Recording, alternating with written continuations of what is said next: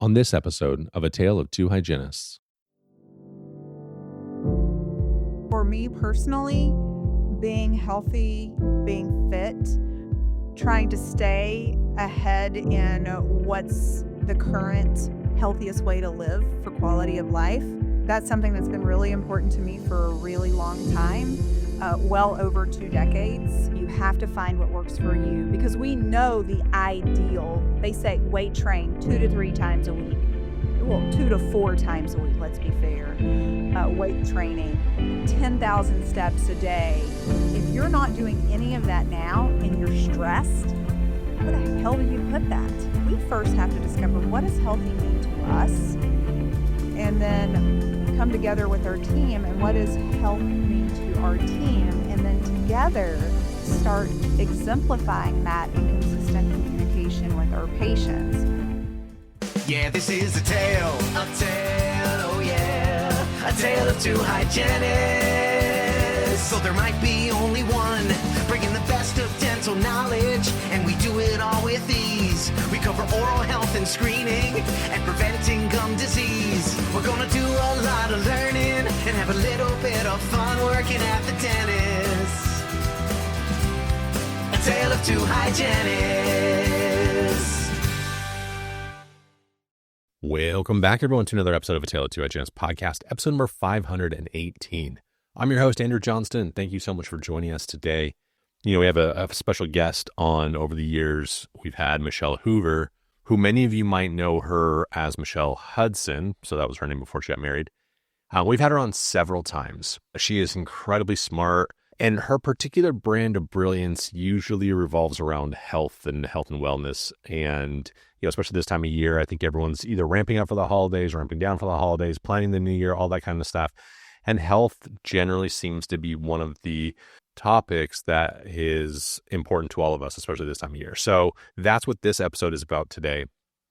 And one of the things that she says in this episode that I thought was particularly interesting is that how we can look at people and they can appear to be in shape, and maybe they even have like a 6-pack, but underneath all of that, there are just alarm bells ringing, and they're just incredibly unhealthy, but no one's hearing those alarms.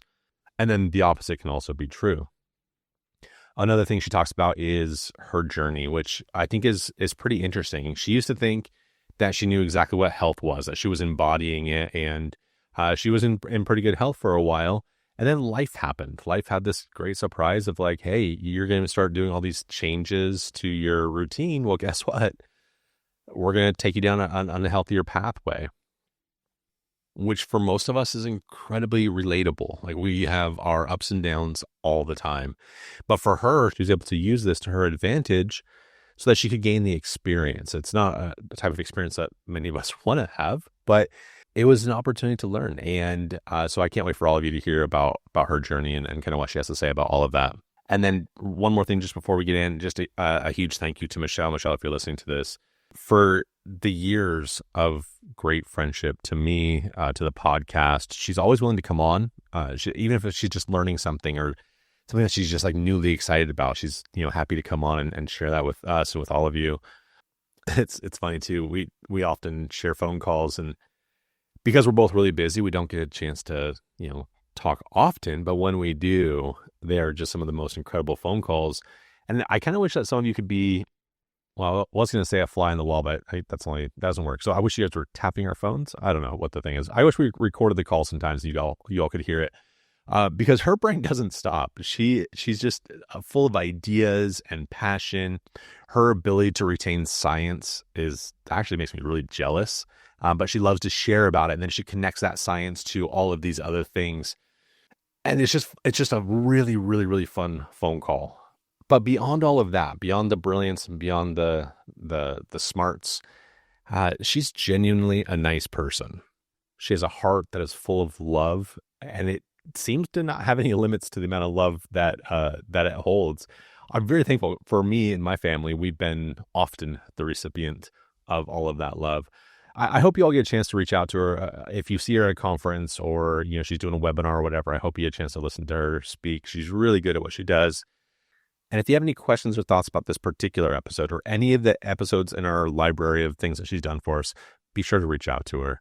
And with that, on to the interview with Machell Hoover. A tale of two hygienists.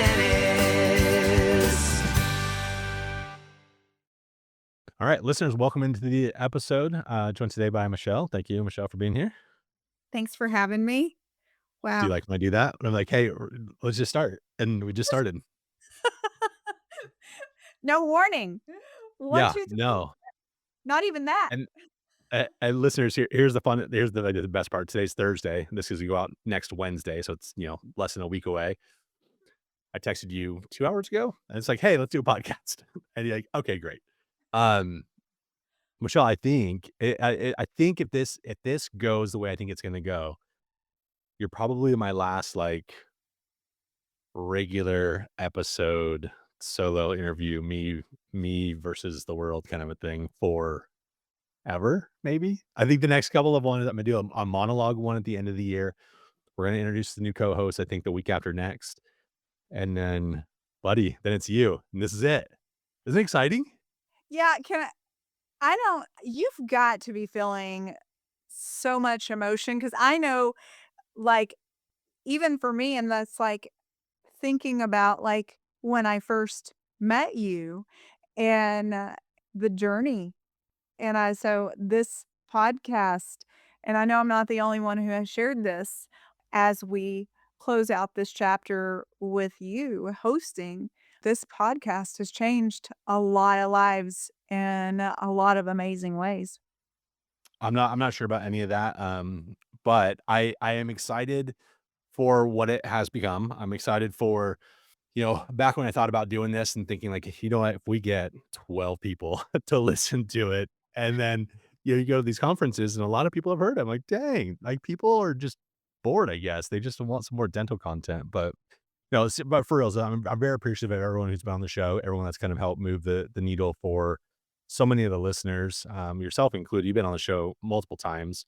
And one of the things I did want to talk about today that's kind of in your realm, but kind of maybe a little bit, because you posted several times recently about kind of just your health journey. And I want to phrase it that way because you and I have talked a lot about health, both on the podcast and off. And I feel like you probably more than me, but we've really come to a realization about what is health? What does healthy look like?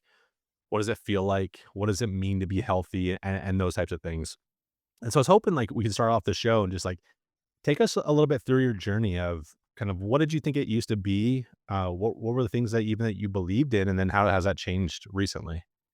Oh gosh. You know, I used to think, loving our patients, I knew that it was complicated for a lot of different reasons.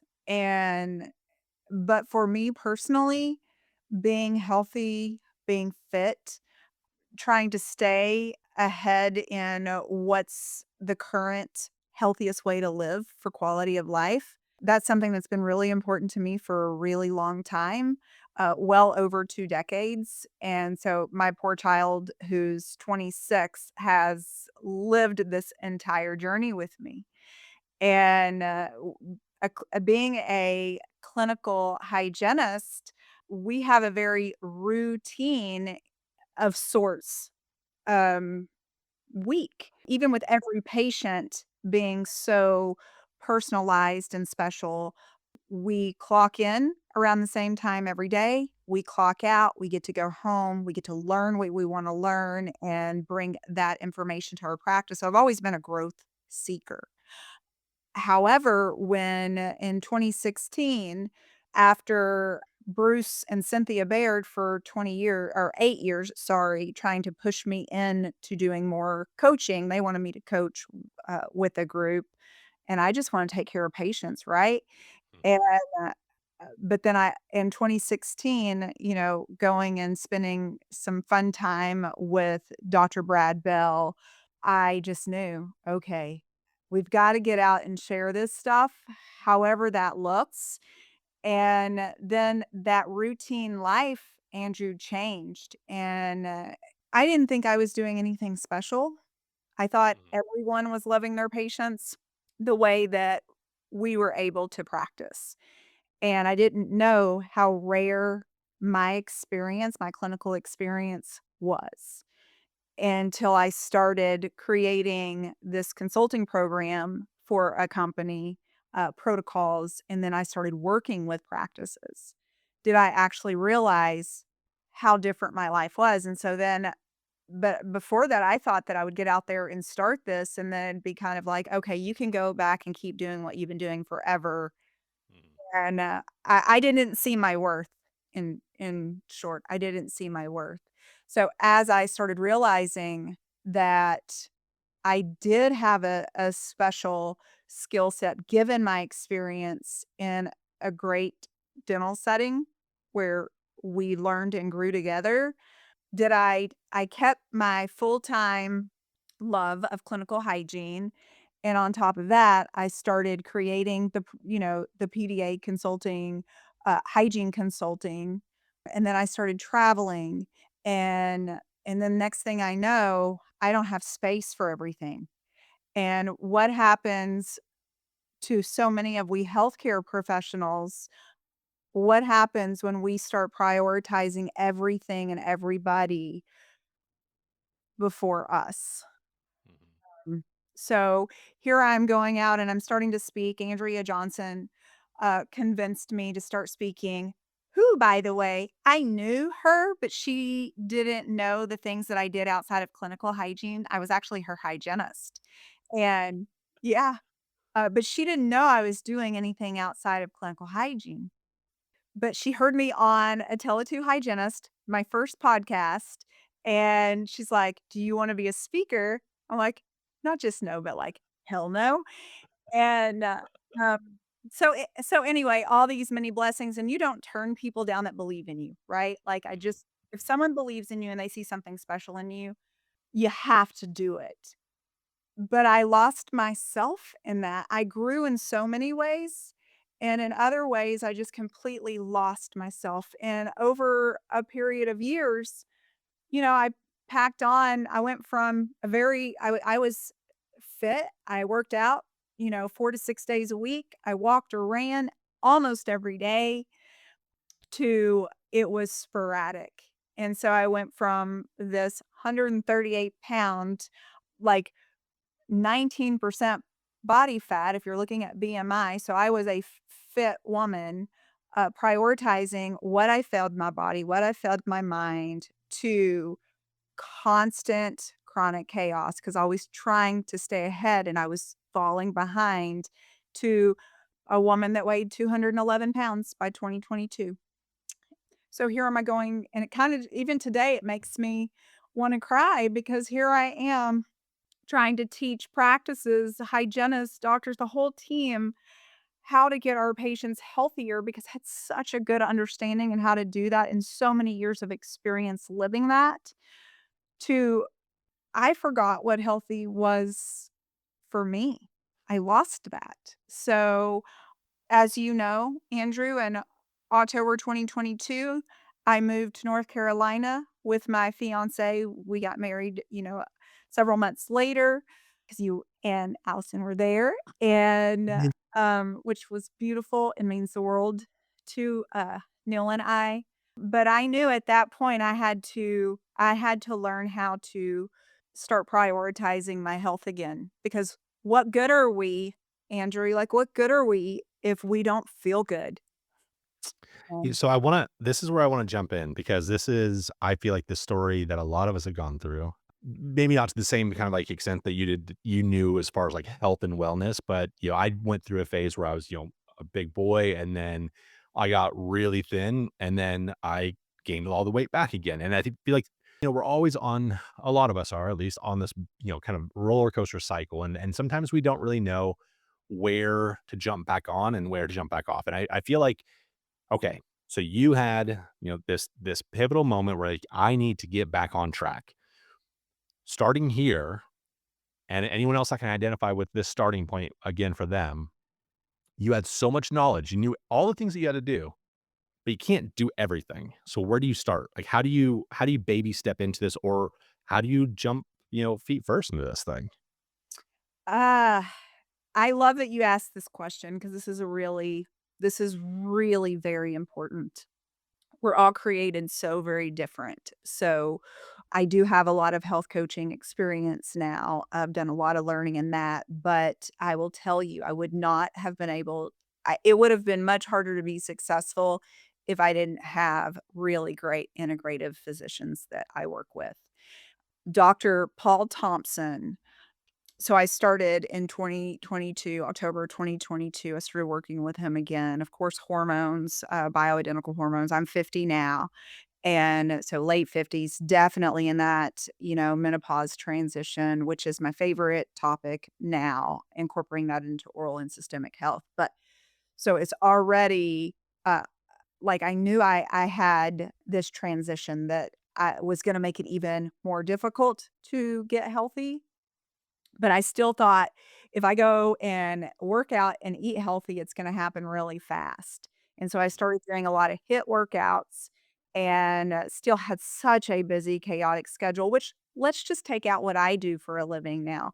Let's talk to your hygienist or your patients when you're talking to your patients. You can have an 8-hour day and get to go home every day and not do any travel, and you yourself have so many things that you have to do that you're like, "I don't know where to fit healthy in, and I don't know where Good to little start."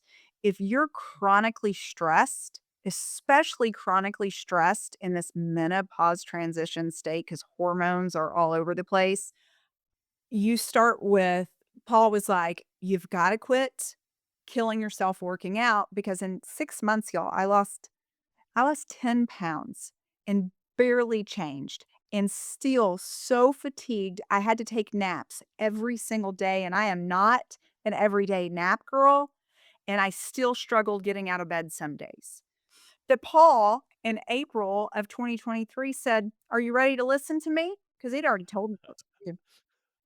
So I don't know, those of you who know me, I'm a little bit stubborn, and I think a lot of us are. And I said, "Okay." And he said, "You have to work on the stress first." We are a country that is, we are so busy compared to so many other countries. You are a world traveler, Andrew. Is Mm. anybody as busy as an American? I mean, I know there are, but we're on a different level, and you've got to quit doing that. And so I had to learn how to start saying no, which I have a lot of friends who said, "Say no." I mean, I don't know, do you wanna say "I told you so," Andrew? Do you feel like No, that? of course not. I never once saw you say no. I said say yes to all opportunities, which, by the way, is the worst coaching anyone's ever said to anyone else, especially when you're starting in the industry, right? When they're like, "Say yes to every opportunity," and they're like, "All right, here we are, 2 years later, like, on our deathbed because we said Yeah. yes to everything." That's really what happened. I mean, I was even showing, I was showing autoimmunity and so I had to learn what that meant, and so instead of going and trying to do these really stressful workouts, I started walking. I started working with a functional range personal trainer, and I had to do it with a schedule that fit mine. And so you have to find what works for you because we know the ideal. They say weight train 2 to 3 times a week. Well, 2 to 4 times a week, let's be fair. Weight training, 10,000 steps a day. If you're not doing any of that now and you're stressed, where the hell do you put that? That's stressful just to think about it. Yeah, exactly. So, that's as simple as I started thinking about my patients and how I worked with my patients, and I would share with patients, "Can you walk 10 minutes after a meal?" And so I had days or weeks that I was traveling a lot, and you have kids that you have to get kids to sporting events or tutoring or private band practice, whatever it is. You don't have time that week. So walk 10 minutes after 1 or 2 meals a day and be proud of yourself for doing it. Celebrate every gift you give to yourself to be healthier. Start there. Do that for a period of time. Set these goals with a health coach or a physician or like a friend. Like, will you be my accountability partner? Because accountability partners are nice, they're helpful, and not to shame you or make it hard, but to be there for you. And so little steps in the right direction are important. Sleep, I've been in the sleep space for over 20 years now. Originally, it was all about airway, and it's about almost a decade ago, I quit just asking patients and screening patients for airway and started really, how do you sleep at night? Because not every single patient is gonna have sleep disordered breathing, but we know that we're gonna have more patients than not that are not sleeping well, and it is affecting their health. And so for you, a busy healthcare professional, really prioritizing how do I sleep healthy and prioritize resting so that I can repair and be my best self tomorrow. I think just simple, keep it simple, don't overwhelm you we just can't overwhelm ourselves. But it sounds like though this is and you know, I've talked again about this, off air, and I shared, that was it 2 years ago, I think my blood work on a podcast episode one time. I think it's really important that we go seek professional help. I think that this I'm gonna find a trainer on that does, like, the free YouTube, videos that we can just, work out alongside them or whatever. It's not enough. It's not really gonna fix the problems. It's not, and, here's what we know. You really want to find, and not everyone can afford to do that, not every patient that sits in your chair is going to be able to afford to do it, but if you can find a doctor who's gonna do more of a deeper dive, beyond the standard of care, that's really ideal. But even that standard of care testing, do we have metabolic conditions? Are we even showing metabolic health? So much of, it's the driving force of 70% of chronic inflammatory disease in our country today.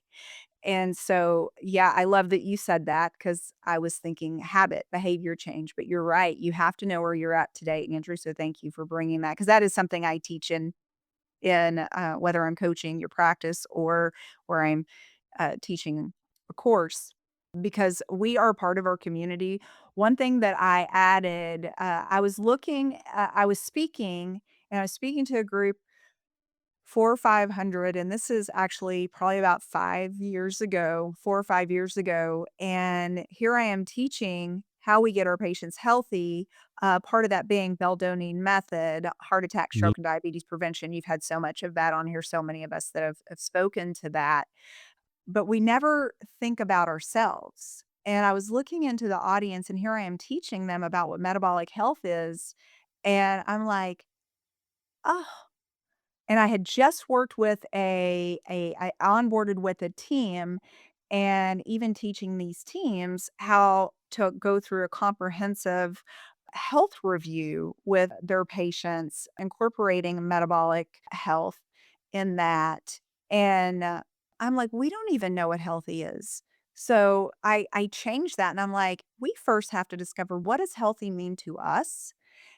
And then come together with our team and what does health mean to our team, and then together start exemplifying that in consistent communication with our patients. But we have to be part of that. Like, we have to prioritize that. It doesn't mean that you look like this fitness model or this like whatever you see beautiful being or Mhm. perfect being, because let's not forget 41% of normal weight, and they actually believe with some new evidence that has recently come out that it's actually more like 60 to 70%, but let's just take what we have a lot of data on.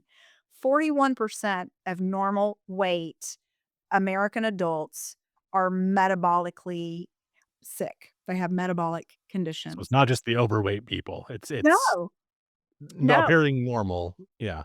And here's the other part. Quit looking, and I love Dr. Robert Lustig speaks to this every time he speaks. Do not look at an obese or overweight patient and presume that that is a metabolically sick patient.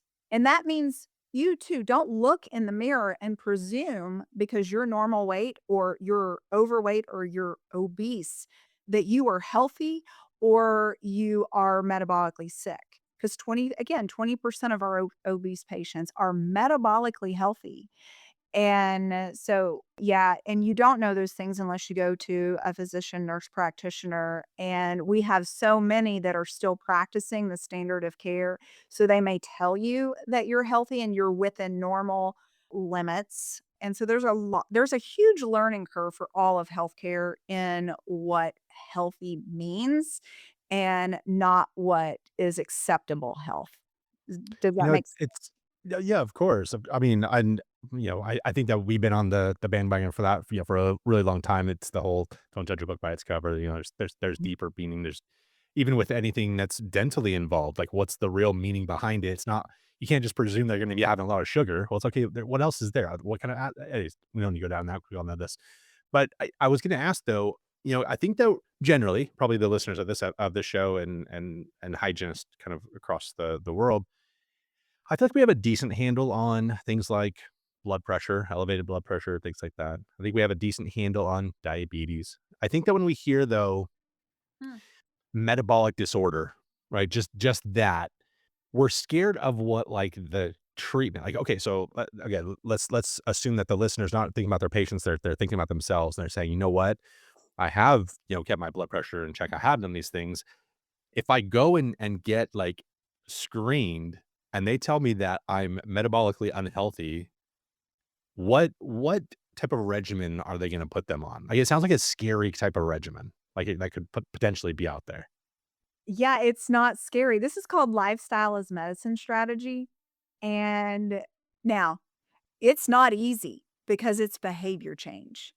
But for me, I'm gonna speak for you, Andrew, and so you could say yes or no. And I think even you would say, how awesome is it that the first, unless you're in a high risk, our our good lifestyle as medicine practitioners are going to encourage behavior change, eating healthier, whole foods. Don't make it complicated. There's so many freaking diets out there. Don't do a diet. Do you know how often that wins? Do you know how many people are successful? Less than 5%. Like, and it's No actually one I've ever met has ever, like, kept with their diet. it to sustain over 2 years is actually rare.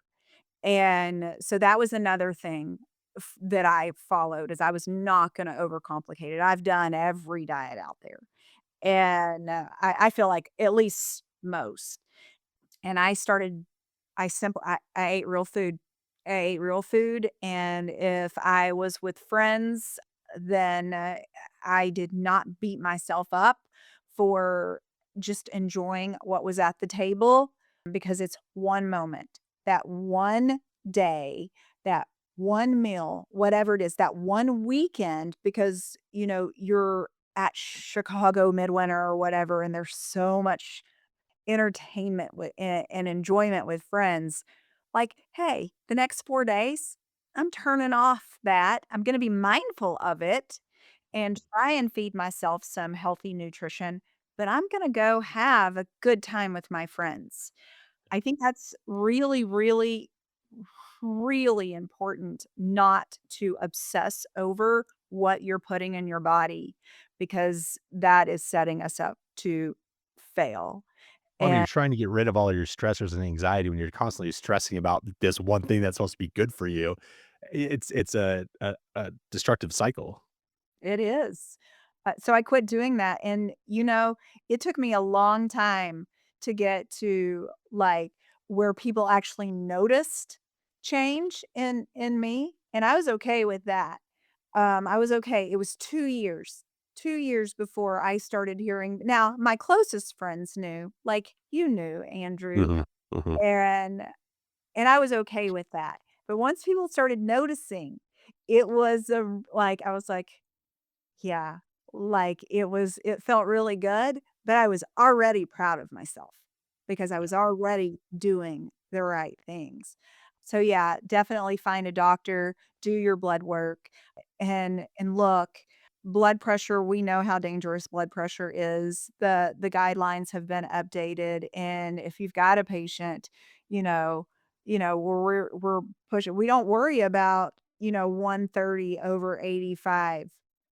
We can start having that's lifestyle as medicine right there, and We are knowledgeable profession.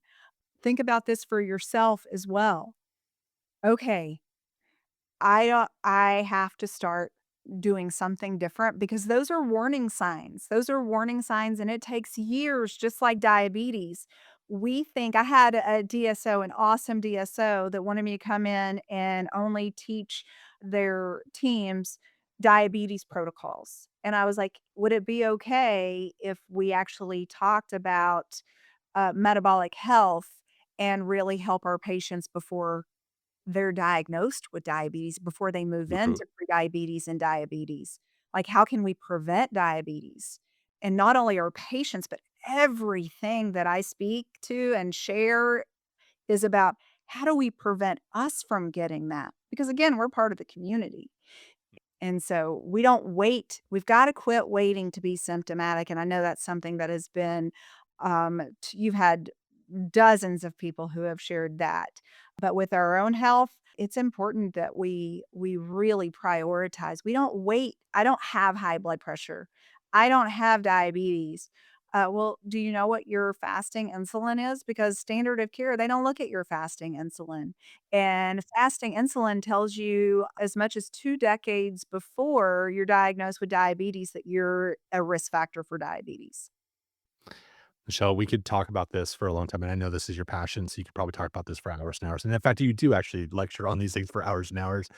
I do want to switch topics, but before I do that, if anyone wanted to reach out and ask you very specific questions, or see where you're lecturing, where do they reach out? Where how can they find you? Michelle at rdhhealth.com, and you can see my spelling of my name is very funny. You can find me on social media and leave me messages there, whether Facebook, LinkedIn, or Instagram. And I'll put all that stuff in the show notes too. So, listeners, here's the thing. This is what we're going to do for the rest of this episode.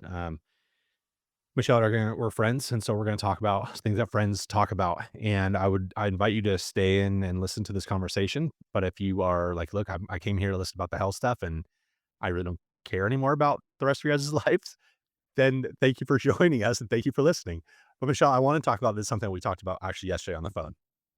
I want to talk about a little bit about you'd mentioned in this episode, like 50 years old, life is changing. I had talked to you a little bit about like, hey, this is where I'm at in life, and retirement's kind of not it's not around the corner, but it's like it's just constantly on my mind. And I feel like we're at we're at the stage in our life where that next chapter's coming on, and there's so many in the hygiene profession that are kind of in that same within what 5 years of either side of us, probably those that decade or so. How do you prepare for next steps? How do you mentioned, you can't say yes to everything, but, you have to say no to some things, but, like, there are some opportunities that are just too good to that are coming your way that you wanna grab a hold of and just ride that ride. So how do you prepare yourself for, like, "Hey, I need to be open-minded enough, but also, like, slam the door shut on some nonsense?" Oh gosh, I still need therapy on this topic, Andrew. I feel like I'm in a support group on this. Or I need to be a part of a support group.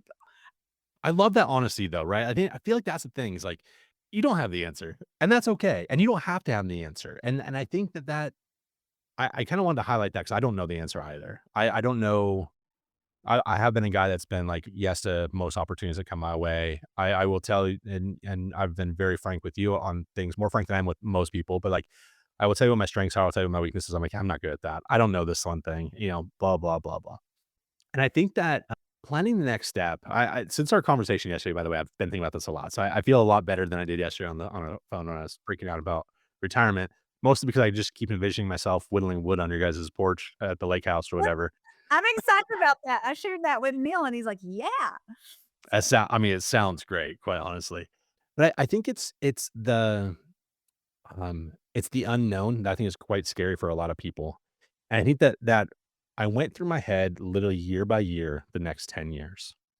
And I said, this is what's going to happen in this year, based on, kids graduating, potential marriages or graduating college even, and moving around, all that kind of stuff. And that was extremely calming for me.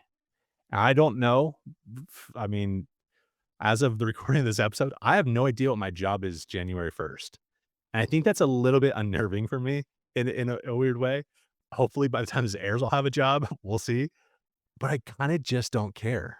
Allison and I talked about this the other day too, and she's like, "Yeah, things always come up. Things always happen." And I'm like, "Yeah, that's true. They do." Yep. So I'm a real big believer in that too. Not that I don't have not that fear doesn't cloud my space sometimes. I think that's Mhm. natural, especially Sure. going into a season of change.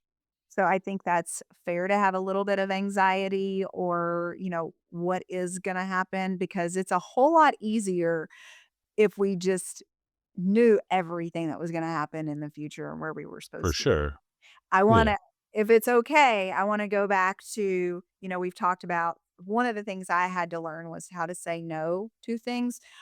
I do believe in the beginning, if you're going from clinical hygiene and you're trying to figure out you're being called to something different. Mhm. I hate it when people say that you burnt out in clinical hygiene. I don't like that. It's just where your chapter in clinical hygiene is ending, and it just means your purpose is moving into a different space. Mhm. And, Mhm. 'cause I'm grateful for everything, the good and even the bad seasons of my life because they made me who I am today, and I really love who I am today and the people that are in my life. So I do think, at least at first, be open to a lot, if not all the opportunity that comes your way. Because some of that opportunity that I was I never wanted to be a speaker. I was so fearful of it. Is one of my top irrational fears, like so many of us. And I thought it'd be a one and done. And I can, Andrew, all almost all of the opportunities that I have received outside of speaking and all these other cool spaces that are not about speaking as much happened because I said yes to speaking that I did not like, I was not comfortable with, and I'm still not exactly I still can't sleep the night before I speak. It still makes me nervous because I care so much. So, be careful and be protective of your time. Don't allow your health to be lost in that process. I hate to say I wish that's the part I would have done different, but maybe not because I know too much now. I can relate to people a lot better because I've never been unhealthy like I got before. So I didn't Mhm. know how to relate to people who were going through those struggles. I understand those struggles now. And that means a lot to me because it makes me a better friend.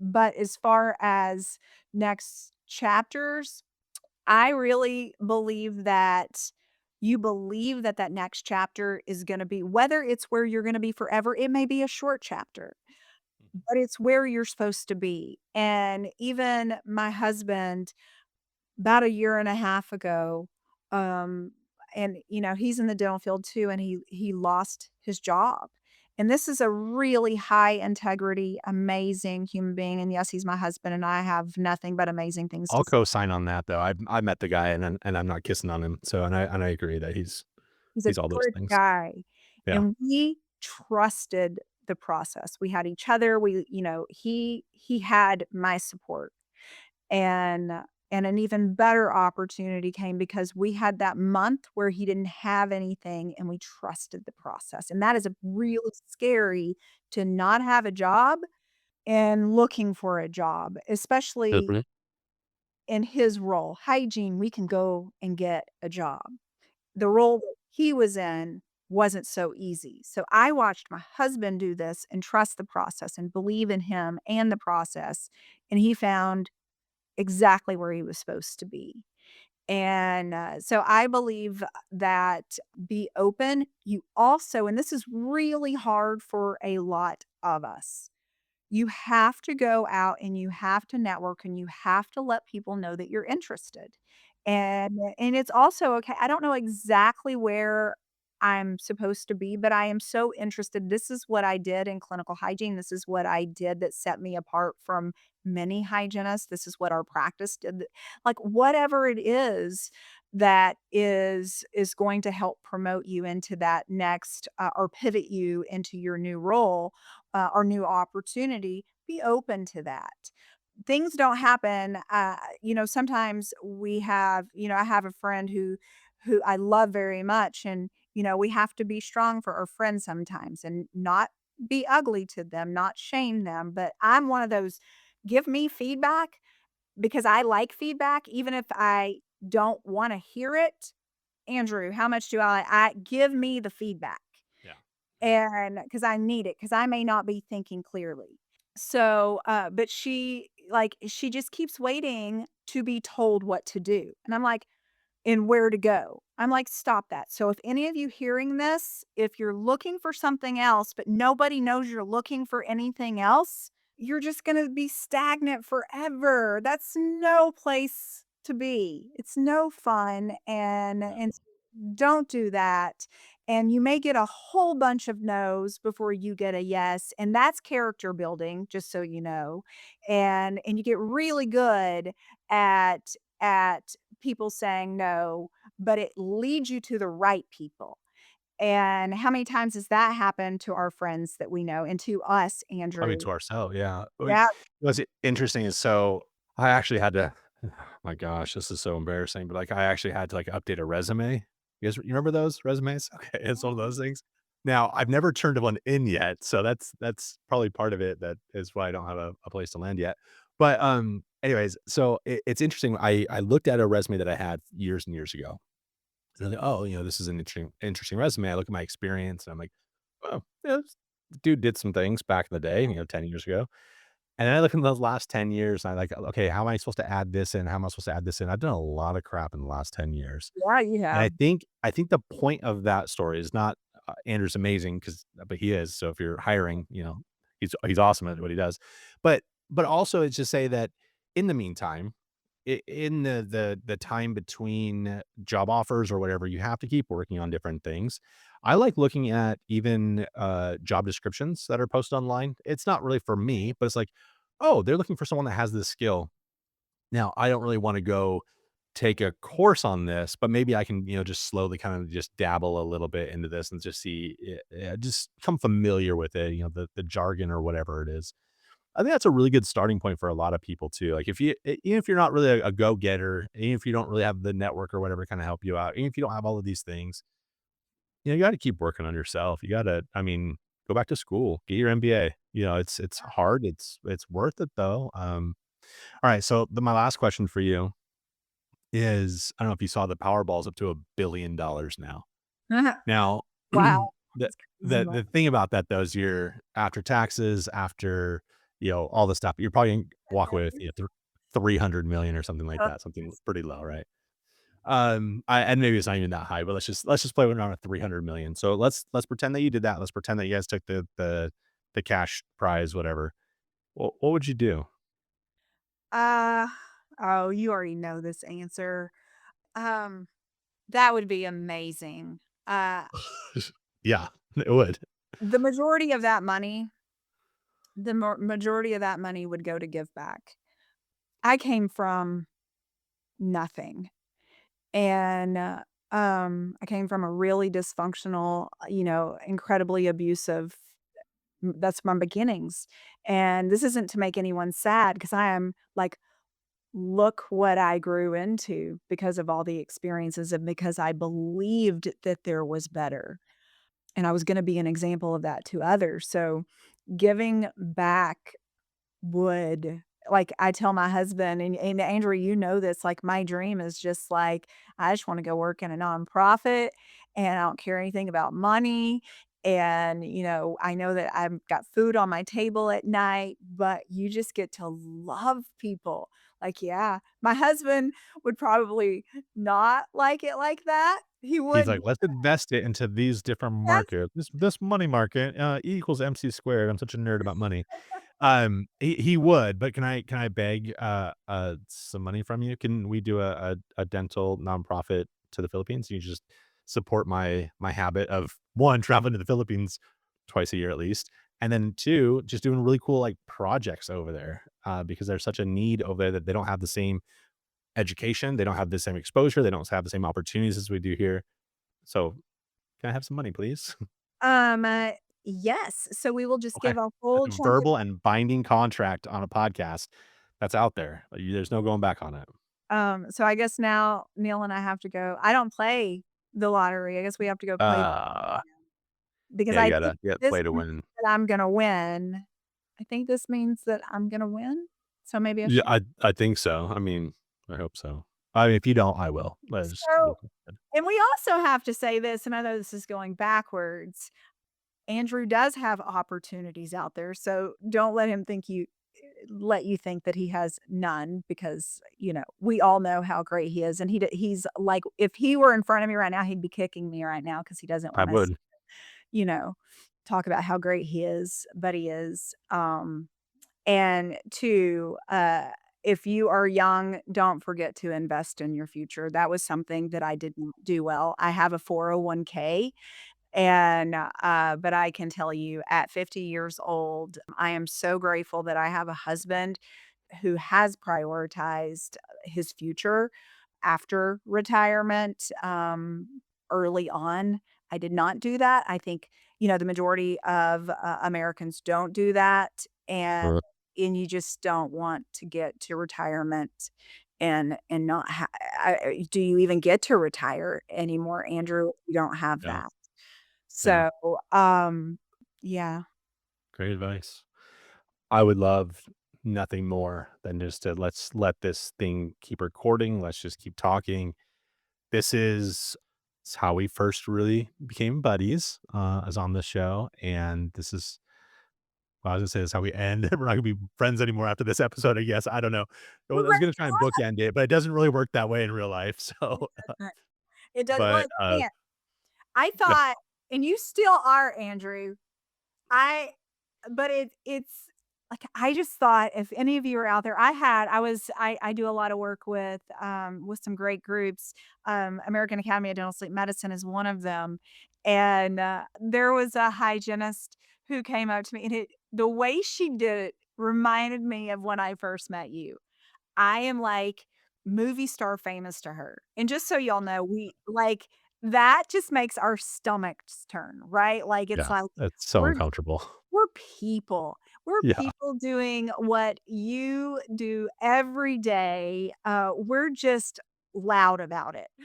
Yes. That's the right terminology for this. Yes.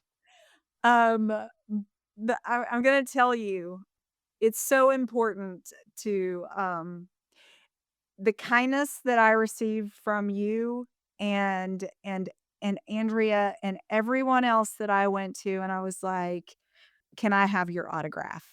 It's the kindness that I received from you and people like you that led me to where I am today, and I'll tell you, I have carried that with me and remember and always will remember how kind everyone was to me. And so for those of you listening, always be kind to every and I know how cheesy that is, and it is what it is, but I truly do believe that. And so thank you for starting out as this like movie star famous podcast hygienist, really showing how important hygienists are every week to becoming one of mine and my husband's dearest friends. Well, I really appreciate your guys' friendship. You guys mean the world to us. Let's start building that lake house. Sound good? Let's do it. Let's do it. All It'd right. happen faster if we win that Powerball. I know, right? Michelle, thank you so much for being here. Thank you for being my last like solo guest on this show. Wish you all the best, buddy. And I'll call you later. So it's fine. Yeah. Good luck on your next chapter, friend. All right. Thank you. Bye. All right, listeners, that is our show for today. Thank you so much for joining us. Be sure to reach out to all of our guests. Give us a follow on social media. Make sure you hit that subscribe button. And if you have a minute, head over to our website and sign up for our newsletter. All right, we'll see you on the next one. This has been a production of Endeavor Business Media, a division of Endeavor B2B.